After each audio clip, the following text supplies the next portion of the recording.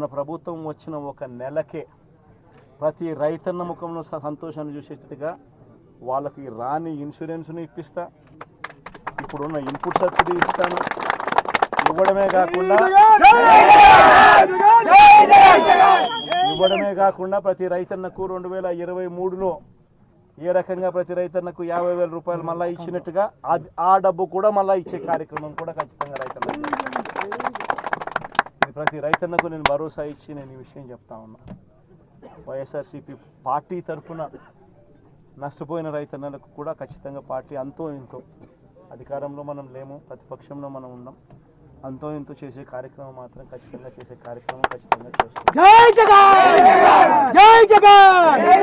అది రాబోయే రోజుల్లో అవినాష్తో నేను మాట్లాడుకుని అవినాష్ ప్రతి రైతుకు మేలు జరిగేట్టుగా, ఎంతో కొంత మేలు జరిగేట్టుగా అవినాష్ ద్వారా అది చేయించే కార్యక్రమం కూడా చేస్తాం.